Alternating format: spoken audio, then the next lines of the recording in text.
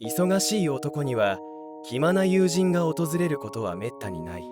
煮えたぎる鍋にハエは飛んでこない。いつか振り返れば長年の苦労が最も美しいものに思えてくるだろう。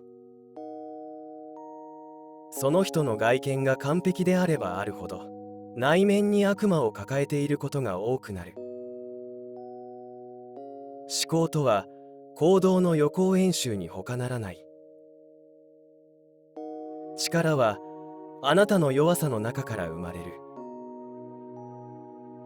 30年にわたって女性心理を研究してきたにもかかわらず、回答の出せない問題は女性が何を求めているかである。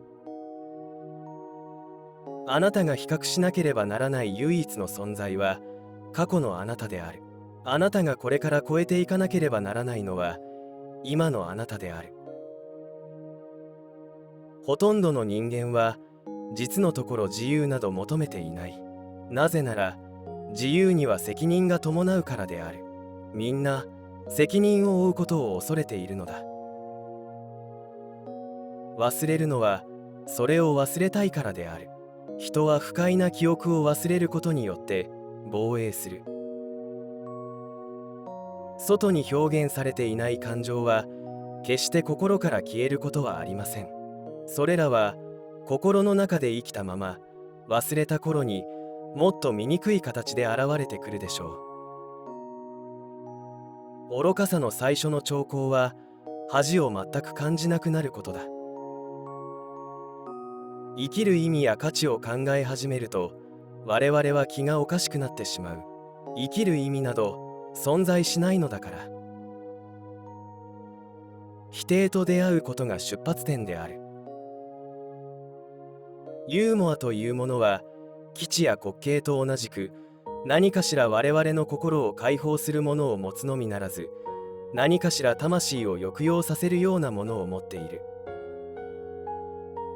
秘密を守り通せる人間はいない。口を固く閉じれば今度は指先がしゃべり出す。全身の毛穴から裏切りがにじみ出るのだ。最善は常に善の敵だ。幸福になる方法は自分で実験してみなければわからない。自ら進んで求めた孤独や他者からの分離は人間関係から生ずる苦悩に対して最も手近な防衛となるものである。自分に完全に正直でいることは良い修練になる。インスピレーションが湧かないときはこっちから迎えに行く。知性の声は小さい。あらゆる聖あるものの目指すところは死である。楽しみの可能性を制限することが楽しみの価値を高める。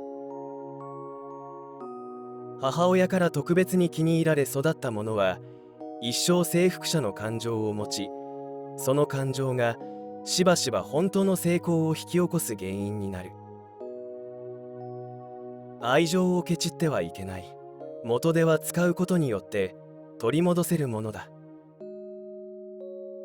実際、人は部分的にしか正常ではない。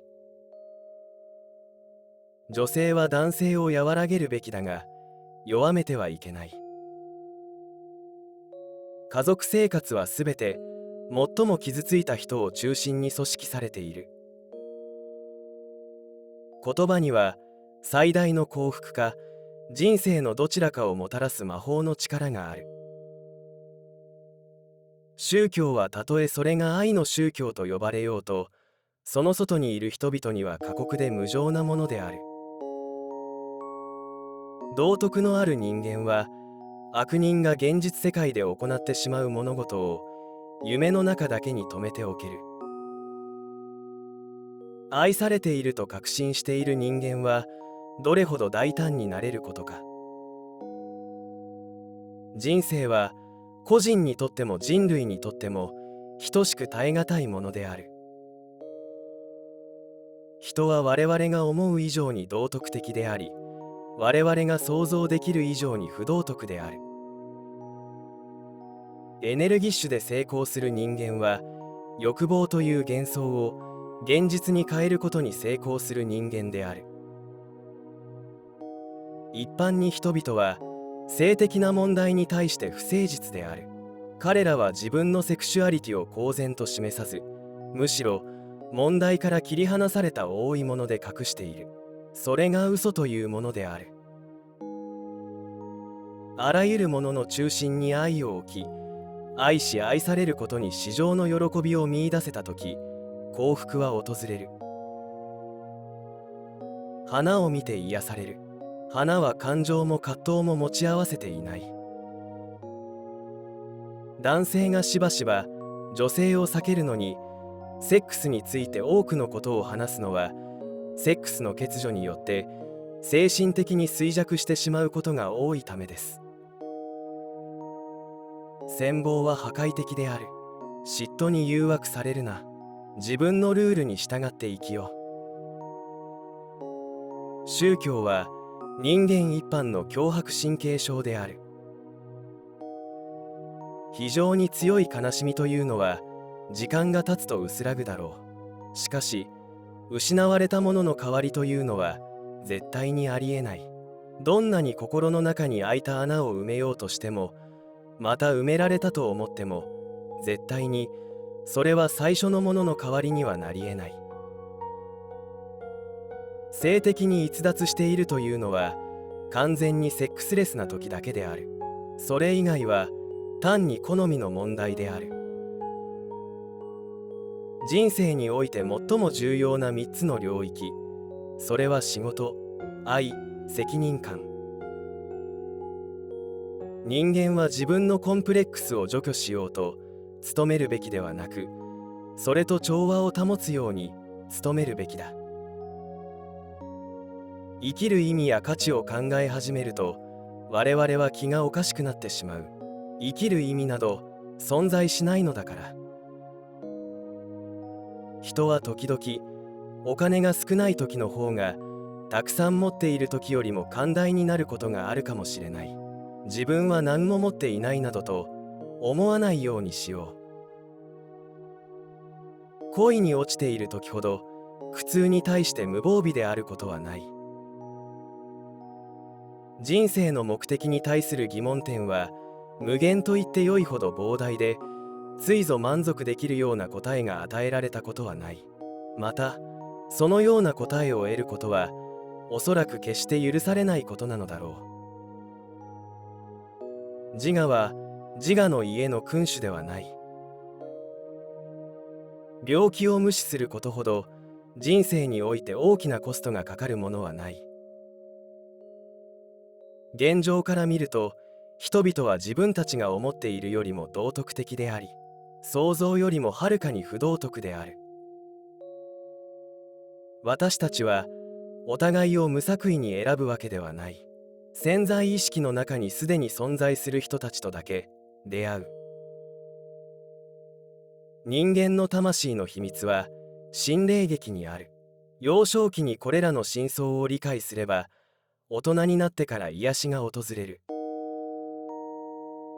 マスターベーションは人生で一番の依存症だ。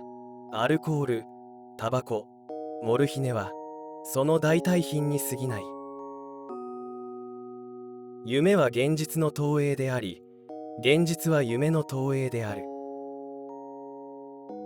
冗談は障害があっても欲望や敵対的な本能を満たすことを可能にする。文明は怒った人間が岩の代わりに言葉を投げつけた時に初めて始まったのだ。心とは氷山のようなものである。氷山はその大きさの7分の1を海面の上に出して漂う。美というものには具体的な使い道はなく、明確な文化的必要性も全くない。しかしそれなしでは文明は成り立たない。結婚すると男女はもうお互いのために生きていない。言い違い、聞き違い、読み違い、書き違いはすべて受ける側の願望を表している。夢の解釈は無意識の活動を熟知する王道である。すべての人はバイセクシュアルとして生まれ、その後は人生の状況に応じて性的指向を選択する。猫と一緒に過ごすことは決して無駄ではない。女は自分の意図を理解できない男と絶対にセックスしない。最初に言葉で譲歩すれば、その次にはだんだんと事実についても譲歩してしまうものだ。成熟とは満足を先延ばしにする能力である。私たち大人が子供を理解できないのは、私たちが自分の子供時代をもう理解していないからだ。セックスが足りない人はセックスについて語る。ハンガリー人は食べ物について語る。お金のない人はお金について語る。そして我が国の下等政治家や銀行家たちは道徳について語る。文明社会は人間同士の敵意によって絶えず崩壊の脅威にさらされている。子供が遊ぶ動機は大人になりたいである。この願望は子供を教育する上で重要になる。マスターベーションをうまくやれないことはこの世の最大の恥である。誰もが自然と死を追っている。誰も信仰を強制できないのと同じように、誰も不信仰を強制できない。